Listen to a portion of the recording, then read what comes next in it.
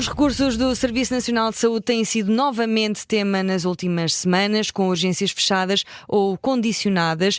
Voltam as questões sobre como pode o SNS ser mais atrativo para os profissionais. Uma dessas perguntas já tinha sido feita no ano passado e voltou agora à ribalta. Com a fuga de médicos para o privado, devem esses médicos indemnizar o Estado por não ser rentabilizada a sua formação?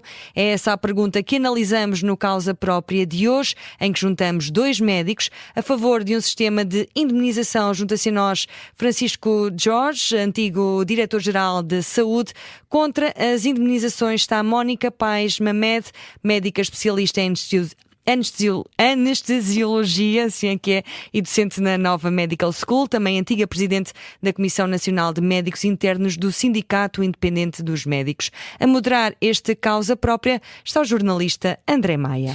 Bem-vindos, Francisco Jorge, Mónica Pais Mamed, obrigado por ter aceitado o nosso convite para estar aqui mais uma vez na Rádio Observador, no Causa Própria. Temos connosco aqui em estúdio presencialmente a Mónica Pais Mamed, o Francisco Jorge junta-se à distância, e vou começar como sempre, como é habitual, com uma pergunta mais introdutória da posição de cada um de vocês.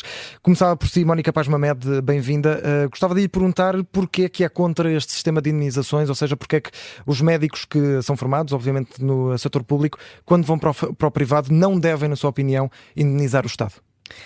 Muito bom dia, obrigada por estar aqui. Efetivamente acho que não, por três motivos muito básicos. Uma é a igualdade perante todos os cidadãos, quer em Portugal, quer na União Europeia, não se fica em mais curso absolutamente nenhum. O segundo é porque trago dados que comprovam que os médicos dão muito mais ao Estado do que aquilo que recebem, quer durante a sua formação, quer pré-graduada na universidade, quer posteriormente. Francisco Jorge, porque é que, na sua opinião, deve ser aberta esta discussão e deve ser aberta à porta essa possibilidade de haver uma indemnização dos médicos que vão para o privado? Olha, bem-vindo. Bom dia. Antes de mais nada, queria cumprimentar a minha colega Mónica Pais Mamed e, naturalmente, o André Maia, como jornalista e moderador desta sessão. Vamos lá ver. Nós estamos a falar da formação pós-graduada. Isto é, o médico fica com a sua especialidade terminada, portanto é especialista, no final do seu curso de medicina. Depois do curso de medicina faz o internato geral, um ano, e a especialidade durante 5 anos. Há aqui um período de tempo de formação pós-graduada que é fundamentalmente financiada em termos da instituição onde a formação tem lugar pelo Estado.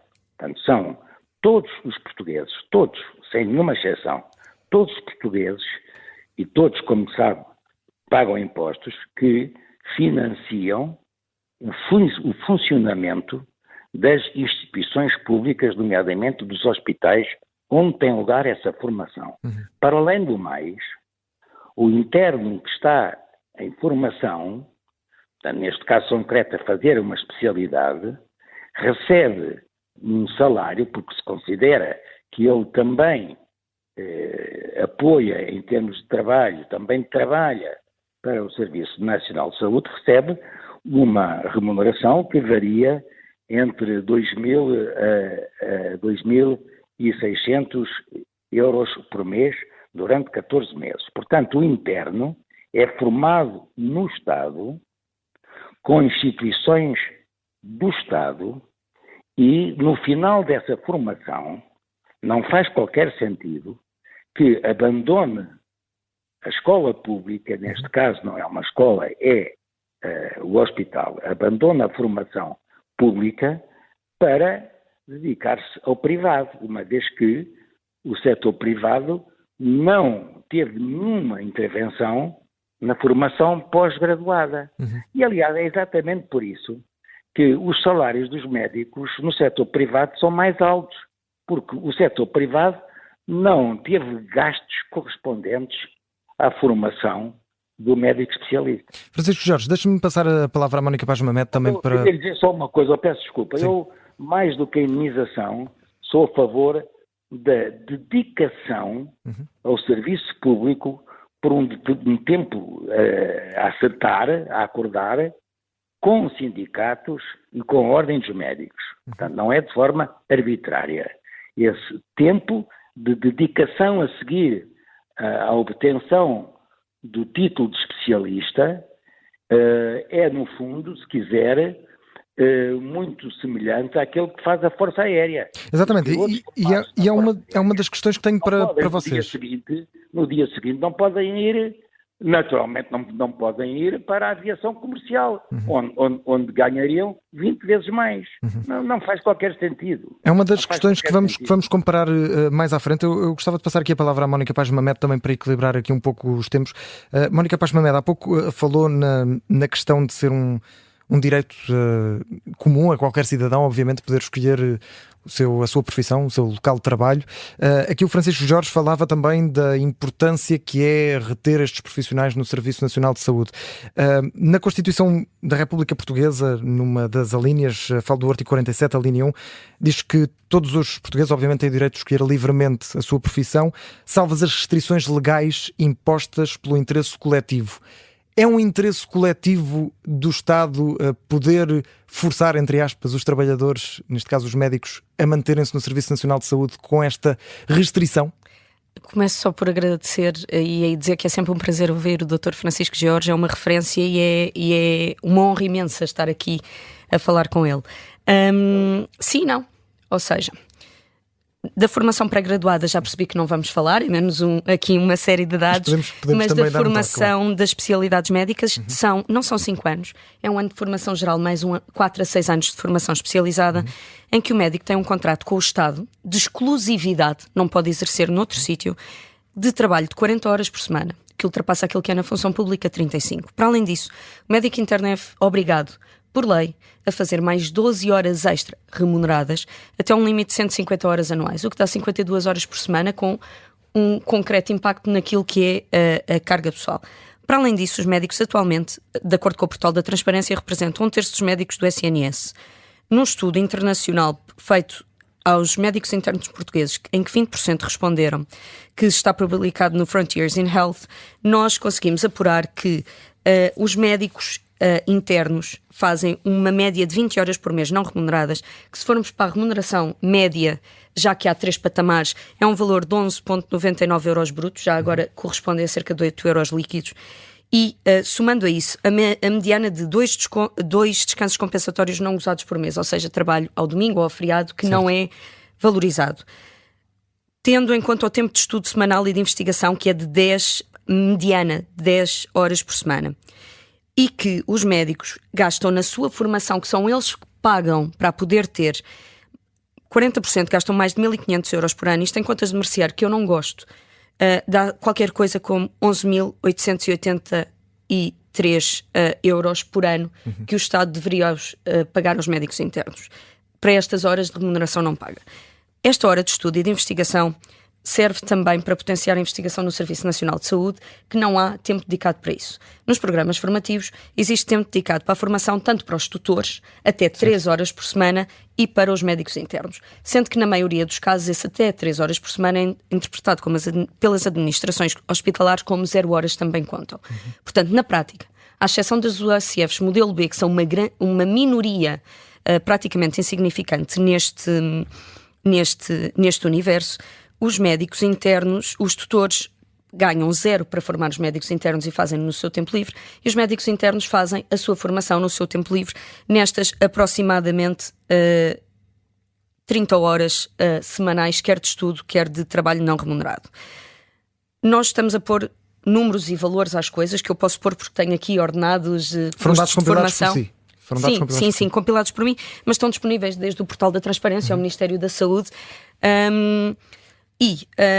Nós vamos ver, e este valor ultrapassa muito aquilo que é o valor que foi gasto sequer pelo Estado na formação pré-graduada, ou seja, ensino universitário. Para além disso, deste estudo, conclui-se que 81% dos internos fazia consultas de especialidade e desses 85% fazia-se em autonomia plena, o que quer dizer que não havia nenhum especialista alocado a estas funções. O que quer dizer que o médico está a fazer o trabalho de um médico especialista, o médico interno, fazer o trabalho de um médico especialista, e esse médico especialista está liberto para uma outra função, seja ela qual for. O mesmo se aplica para o trabalho em SU, em que 25% dos internos asseguravam as urgências sem um especialista. O que também não é correto, mas também se percebe atendendo que os médicos acima dos 50 anos podem deixar de fazer noites e acima dos 55 podem deixar de fazer urgências. Isso, portanto, tendo em conta esses números, seria uma penalização ainda maior os médicos terem de fazer essa imunização. Mónica Paz Mamed, deixe-me voltar aqui ao Francisco Jorge também para voltarmos a equilibrar. Francisco Jorge, há pouco mencionava a questão da Força Aérea e falava aqui dos profissionais da Força Aérea que têm este sistema de indenização, ou seja, são formados, têm uma formação específica e se seguirem diretamente para o privado têm de pagar uma indenização ao Estado. Pegando aqui num estudo de 2018, um estudo de Joana Machado e também de Cristina Fachada, precisamente sobre esta política de indenizações, na conclusão explica-se que os militares até consideram a aplicação do despacho 2016 justa, mas quanto à indenização ligada à formação específica, que a maioria dos profissionais, dos militares da Força Aérea, consideram esta indenização manifestamente injusta. Estou a citar pelo facto desta ancorar em formação, qualificação que lhes é imposta. Pergunto-lhe se isto também não pode ter o mesmo efeito nos médicos, ou seja, que os médicos considerem esta situação manifestamente injusta e aumenta ainda mais a descrença no Serviço Nacional de Saúde? Não. Antes de mais nada, vou dizer que não discuto a contabilidade dos horários que foi apresentada pela minha colega. São questões muito ligadas ao trabalho dos sindicalistas e, portanto, eu não vou pôr aqui isso em causa. Agora, o que lhe digo é, em termos de interesse público comum, o interesse público dita que é muito importante que os pilotos da Força Aérea que entram na Academia da Força Aérea e saem formados para pilotar aqueles aviões, desde os aviões de carga aos F-16, aos F-22, enfim, todas essas modalidades supersónicas, não faria sentido que um piloto saísse depois da formação para o setor comercial, para a TAP, por exemplo. Não faria sentido. Não faria sentido porque ele ficou formado numa escola, neste caso na Academia da Força Aérea do Estado, e que depois fosse livremente autorizado a procurar um salário mais interessante, como lhe disse, no setor privado. Mas Francisco Jorge, pergunto-lhe se isto não é uma questão meramente quase, vamos dizer, de mercado livre, ou seja, o Serviço Nacional de Saúde para reter os profissionais não... Mas o mercado livre tem regras. Vamos lá ver. O mercado livre tem, como lhe disse, todo o sentido, mas é depois de equilibrada a dedicação da pessoa que foi formada, portanto, neste caso concreto, estamos a falar de um médico especialista, ou estamos a falar de um piloto da Força Aérea, depois da dedicação ao Estado, que é tido lugar, pode ter o mercado livre que entender, pode trabalhar onde quiser. Agora, estamos a falar no interesse público, no interesse do Estado e no interesse da população portuguesa, não é dos médicos, nem é dos pilotos. Estamos a falar no interesse da população portuguesa. E para a população portuguesa, e é essa a perspectiva, teríamos todo o interesse em que os recém-especialistas, uma vez formados e reconhecidamente especialistas pela Ordem dos Médicos, depois de terminada toda a formação pós-graduada, ficassem durante determinado tempo, eu sou mais adepto do tempo do que propriamente da indenização, ficassem uns anos a acordar com a intervenção dos sindicatos, da Ordem dos Médicos, e, portanto, em termos, diria, em total harmonia, os representantes dos médicos iriam acordar o tempo que os especialistas iriam dedicar ao serviço público. Certo. Ainda por cima, é no serviço público que têm lugar as carreiras médicas. E isso tem toda a importância. Deixa-me perguntar... Carreiras médicas no setor privado. Há pouco falava do interesse público aqui, Francisco Jorge. Deixa-me perguntar a Mónica Paz Mamed. Continuamos sucessivamente, Mónica Paz Mamed, ano após ano, verão após verão, a falar dos problemas sucessivos no Serviço Nacional de Saúde, na dificuldade também das grandes lutas que os médicos, que os enfermeiros, que os profissionais de saúde têm tido para conseguir melhorar as condições de saúde, que já percebemos que muito dificilmente serão totalmente atendidas. A minha questão é, para atender a este interesse público, há outra forma que não seja esta de quase bloquear a saída dos médicos para que continuemos a ter um Serviço Nacional de Saúde competitivo e com gente para trabalhar? Há outra forma neste momento, tendo em conta que parece não haver dinheiro para aumentar as condições? Sim, eu acho que sim, mas eu gostava só de desmistificar uma ou duas coisas. Primeiro, na Força Aérea as pessoas não ficam retidas porque fazem um curso de pilotagem ou um curso de medicina. Fazem um contrato antes de entrar da universidade, onde têm formação militar, alojamento, alimentação, curso pago, e ao longo de todo esse tempo têm também um ordenado, mesmo antes de começarem, naquilo que, entre aspas, nós chamamos de trabalhar, porque eles estão a trabalhar, não é? Estão na carreira militar. No caso dos médicos, não tem esse tipo Existiu um sistema semelhante que era muito interessante, que era após a faculdade, quando entravam na especialidade, os médicos ganhavam um subsídio extra, que se chamavam vagas protocoladas, recebiam um subsídio extra mensal para depois voltar para o hospital de origem dessa vaga protocolada. Normalmente eram hospitais carenciados. Isso parece-me uma medida muito, muito adequada. Da mesma maneira que hoje em dia há uma série de hospitais que têm vagas carenciadas, onde pagam mais cerca de 40% um subsídio de ordenado, que é algo que fixa efetivamente médicos. Gostava só de desmistificar aqui algumas coisas. O Ministério da Saúde, o mês passado, deu os dados sobre a fixação de recém-especialistas entre 2019 e 2023. Saíram 7.116 médicos e 86% ficaram no Serviço Nacional de Saúde, o que dá 6.999. Essencialmente, o que a CSS diz é que os médicos estão a reformar e muito, 3.226 nos últimos 5 anos, e que as saídas se dão essencialmente em médicos dos 40 aos 60 anos que estão francamente descontentes com o sistema. Os médicos internos tendem a fazer uma prestação de ficar os primeiros 5 a 8 anos no Estado, precisamente para ganhar mais experiência. Portanto, se calhar o problema da falta de médicos não está aí. Por outro lado, as especialidades que fixaram menos de 80% dos médicos são especialidades que, por norma, não dão assistência ao SU, como é o caso da farmacologia, da medicina desportiva, psiquiatria, medicina física e reabilitação, e uma delas, curiosamente, é a especialidade do Dr. Francisco Jorge, que é a saúde pública, porque, efetivamente, os nossos profissionais são extremamente bem preparados e saem para uma série de percursos alternativos. O que é que eu acho? Acho que os médicos devem ser fixados no Serviço Nacional de Saúde. Mas ninguém quer ficar num Serviço Nacional de Saúde onde tem de fazer 52 horas por semana, onde não tem nenhum tipo de recompensa, e muitas vezes não é, e a maior parte das vezes não é uma recompensa monetária. Eu vou fazer um disclosure, eu acabei a especialidade em março, já tive várias propostas de privados e vou ficar no Serviço Nacional de Saúde porque é nele que eu acredito. Agora, a proposta que me fazem no privado é receber 55 euros por hora. Mais, a proposta que o Estado... Melhor do que as condições atuais. Sim, agora eu fiz as contas e é à volta de 9 euros, são 18,93 euros brutos. 55 brutos no privado. No privado. Mas, acima de tudo, o Estado propõe-me prestação de serviços nesse mesmo valor de 55 euros por hora para eu ir a um hospital público, onde não tenho carreira, como o Dr. Francisco Jorge disse muito bem, onde não tenho de dar seguimento aos doentes e onde não faço parte do quadro, portanto não tenho que formar doentes, não tenho que formar internos. Só mesmo para fechar, sim, só uma, e em prestações de serviço até junho o Estado já gastou 2.455 milhões de euros.